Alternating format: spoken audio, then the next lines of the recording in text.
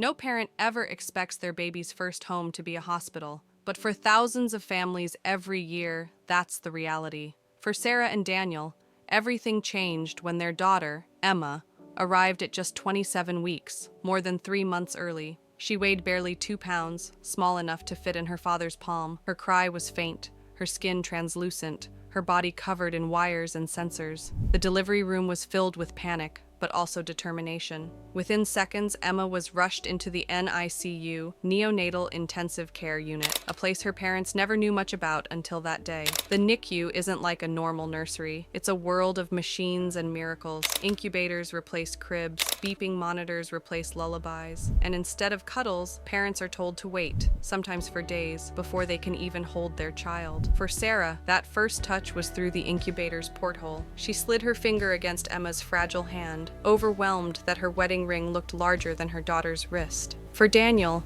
it was the endless hours sitting by the incubator, reading stories out loud so his daughter would know his voice. Every day brought a roller coaster of emotions. The alarms would go off when Emma's oxygen levels dipped too low, sending nurses rushing in. Feeding tubes delivered every ounce of nutrition because her body wasn't strong enough to suck or swallow. But in the NICU, parents learned to celebrate the tiniest victories. 1 extra gram on the scale felt like winning a gold medal. The first time Emma opened her eyes and looked around, Sarah cried for hours. The day she no longer needed a breathing machine felt like a miracle. The NICU was more than a hospital unit. It became a second family. Parents of other preemies bonded over whispered conversations in waiting rooms, over tears, over prayers. They celebrated each other's wins and mourned each other's losses, because not every incubator made it home, and that reality hung heavy in every corner of the room.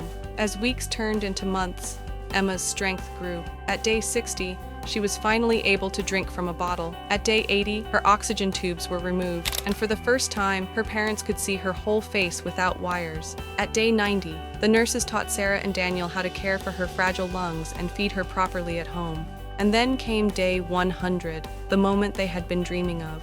The doctor walked in with a smile and said the words they had been waiting to hear. "She's ready to go home." That walk out of the hospital felt unreal. After 100 days of machines, alarms, and uncertainty, Emma was finally leaving the NICU. Her parents carried her out in a tiny car seat, a baby blanket tucked under her chin, tears of relief streaming down their faces. Emma's journey is not unique. Every year, 1 in 10 babies worldwide is born prematurely. The NICU becomes their first home and their parents' greatest test of strength. These are the babies who fight battles most adults will never face and win. Because the NICU journey is about more than survival. It's about hope, resilience, and the unshakable love of parents who never stop believing. Emma's story is a reminder. Sometimes the smallest babies are the strongest fighters, and sometimes the longest 100 days of waiting lead to the most beautiful homecoming of all.